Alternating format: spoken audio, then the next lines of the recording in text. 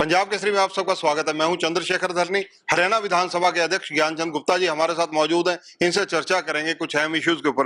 गुप्ता जी, जिस प्रकार से 20 तारीख से विधानसभा का सेशन शुरू होने जा रहा है, विपक्ष विशेषकर अगर कांग्रेस का जिक्र करें तो कांग्रेस के बयान इस प्रकार से आ रहे हैं कि वो कहीं ना कहीं कुछ मुद्दों के ऊपर, विशेषकर जिस प्रकार से एग्जाम्स का मामला हुआ, कुछ और मामले लेकर, कानून व्यवस्था, इनको लेकर हो हल्ला करने के मूड में नजर आ रहे हैं। क्या व्यवस्था रहेगी? नहीं, देखिए, मैं समझता हूँ कि विधानसभा का सत्र चर्चा के लिए होता है। जो मुद्दे मैं समझता हूँ कि जनहित के मुद्दे हैं, उनको शांतिपूर्ण तरीके से विधानसभा के अंदर डिस्कस किया जाना चाहिए। लेकिन यदि कोई भी सदस्य या पार्टी हो हल्ला करके विधानसभा के अंदर कार्यवाही रोकने का प्रयास करती है, तो वो ठीक नहीं है। गुप्ता जी, जिस प्रकार से विधानसभा सत्र में विशेषकर आप विपक्ष को भी समय पूरा देते हैं, सत्ता पक्ष को भी समय पूरा मिलता है, इसमें विपक्ष की भूमिका को लेकर आप क्या कहेंगे? किस प्रकार से उनसे उम्मीद रखते हैं? नहीं, देखिए, अभी तक ये जो विपक्ष की भूमिका रही है, बहुत सकारात्मक भूमिका रही है और उनका सहयोग हमेशा हमें मिलता रहा है और मुझे आगे भी आशा है कि उनका सहयोग इसी प्रकार से मिलता रहेगा। मुख्यमंत्री जी की सुरक्षा को लेकर जिस प्रकार से पिछले दिनों आपने रिपोर्ट मांगी, क्योंकि जब पंजाब के विधायकों ने किया, हमला करने की कोशिश की, उसको लेकर मामला अब विशेषाधिकार कमेटी के पास जा चुका है। इसमें विशेषाधिकार कमेटी के पास कानूनी क्या प्रावधान है? किस प्रकार से वो किसी भी व्यक्ति को अगर दोषी पाया जाता है तो दंडित कर सकती है? देखिए, विशेषाधिकार समिति के पास बहुत सारे जो निर्णय लेने के अधिकार हैं, वो किसी भी अधिकारी को अपने प्रिविलेज कमेटी के अंदर बुलाया जा सकता है, उनसे पूछताछ की जा सकती है और उसके बारे में जो इंसिडेंट है जानकारी ली जा सकती है। और जहाँ तक प्रिविलेज कमेटी के काम करने का ढंग है, वो ये है कि सभी जो संबंधित अधिकारी हैं, कर्मचारी हैं, या जो इंसिडेंट के जिस विषय को लेकर के प्रिविलेज जो कमेटी के पास विषय भेजा जाता है, उस विषय को लेकर के वो कोई भी किसी भी अधिकारी से बात कर सकती है और उसके पश्चात जब निर्णय पहुंचता है, निर्णय पहुंचने के पश्चात वो कोई भी निर्णय लेकर के, चाहे अपने स्तर पर या विधानसभा के अंदर भी, अपने निर्णय को विधानसभा के अंदर उनकी सहमति के लिए वो भेज सकती है और उसके अंदर कोई भी जो निर्णय लेने का अधिकार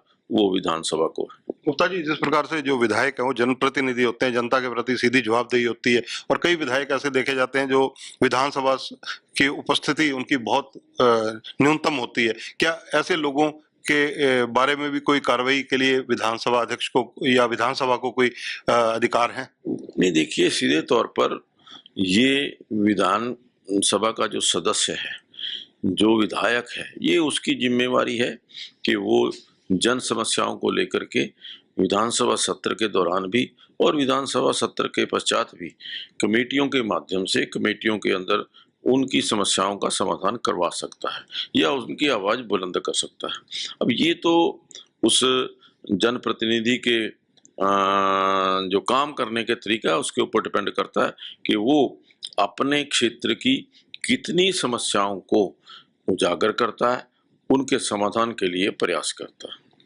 विधायक कार्यों के लिए जो आपने कमेटियां बनाई हुई हैं, विधायकी के जो कार्य करती हैं, उनमें से कुछ चेयरमैन ने आपको पिछले दिनों रिपोर्ट भी दी थी कि कई विधायक ऐसे हैं जो मीटिंगों में लगातार नहीं आ रहे, उस पर एक्शन भी हुआ। कुछ ऐसे विधायक जो अनुपस्थित चल रहे थे उनको किनारे भी लगाया गया, लेकिन अब उनका विरोध कहीं ना कहीं देखने को मिल रहा है। नहीं, देखिए, मैं समझता हूँ कि हमने जो कोई भी निर्णय हम लेते हैं वो सोच समझ करके लेते हैं। कुछ हमारे जो चेयरमैन हैं उन्होंने एक प्रार्थना की थी, उन्होंने कहा था कि कुछ ऐसे सदस्य हैं जो लगातार कमेटियों की बैठकों के अंदर नहीं आते और जिससे कई बार उनका जो कोरम है, जो कमेटी की बैठक का कोरम है, वो प्रभावित होता है। तो उस दृष्टि से उन्होंने कहा कि अगर वो सदस्य नहीं आना चाहते तो उनके स्थान पर दूसरे सदस्यों को मनोनीत किया जाए। वो हमने कार्रवाई शुरू की है और मैं समझता हूँ कि जो भी सदस्य अगर वो कार्रवाई में बैठक में हिस्सा लेना चाहते हैं तो वो हमारे लिए उनका स्वीकार है, उनका सत्कार है। लेकिन अगर कोई सदस्य कमेटियों की बैठक में हिस्सा नहीं लेना चाहता तो मैं समझता हूं कि हम उसके स्थान पर दूसरे सदस्यों को मनोनीत करेंगे। पंचकुला जहां से आप विधायक हैं, पंचकुला क्योंकि सराउंडिंग एरिया हिमाचल भी लगता है, पंजाब भी लगता है, कहीं ना कहीं यहाँ पर देखा जा रहा है कि आपने भी कड़े निर्देश दिए हैं कि नशे को रोका जाए और पुलिस के ऊपर इस मामले में शिकंजा कसा जाए। पुलिस को भी आपने गाइडलाइन जारी कई बार की हैं, तो इसको लेकर आपकी टिप्पणी क्या है? नहीं, देखिए, समय समय पर प्रयास किए जाते हैं पुलिस के द्वारा, लेकिन वो जो प्रयास किए जाते हैं वो नाकाफी है। अच्छे ढंग से और एक मन को संकल्पित करके कि हमने अगर नशा खत्म करना है तो उसके लिए अगर हमें कठोर से कठोर कदम भी उठाने पड़े तो उसके लिए भी जो चाहे वो पुलिस डिपार्टमेंट है या जो कोई अन्य डिपार्टमेंट नशे को रोकने के लिए बने हुए हैं उनको कार्रवाई करनी चाहिए। गुप्ता जी, आखिरी सवाल, जिस प्रकार से हरियाणा के गृह मंत्री अनिल विज ने पंचकुला में एक थाने के अंदर 5 सेक्टर में मुआयना किया, छापा मारा, 3.5 घंटे एक कागज खंगाला, उनके एक्शन को किस रूप में लेते हैं? नहीं, मैं तो चाहूंगा कि इस प्रकार से वो महीने 2 महीने बाद जरूर कहीं ना कहीं पंचकुला के अंदर ऐसी कार्रवाई करते रहेंगे तो ये जो पुलिस कर्मचारी हैं वो सचेत रहेंगे। धन्यवाद गुप्ता जी। तो ये हैं ज्ञानचंद गुप्ता, हरियाणा विधानसभा के अध्यक्ष, खुले रूप से अनिल विज की कार्रवाई की सराहना, और ये साथ के साथ उनका कहना है कि ऐसे ऑपरेशन महीने 1.5 महीने में होते रहें तो निसंदेह पुलिस की कार्यप्रणाली भी सुधरेगी। नशा रोकने के लिए प्रशासन को गाइडलाइन समय समय पर गुप्ता जी और सरकार की तरफ से दी जाती हैं। विधानसभा सेशन में विपक्ष की भूमिका के लिए उन्होंने कहा कि सकारात्मक भूमिका विपक्ष की रहनी चाहिए। कैमरामैन संजय के साथ चंद्रशेखर धरनी, पंजाब केसरी टीवी, चंडीगढ़। हमसे जुड़े रहने के लिए हमारे YouTube चैनल को सब्सक्राइब करें और नई वीडियो की नोटिफिकेशन के लिए बेल आइकॉन को दबाएं। अगर आप ये वीडियो Facebook पर देख रहे हैं तो लाइक जरूर करें और ज्यादा से ज्यादा शेयर करें। धन्यवाद।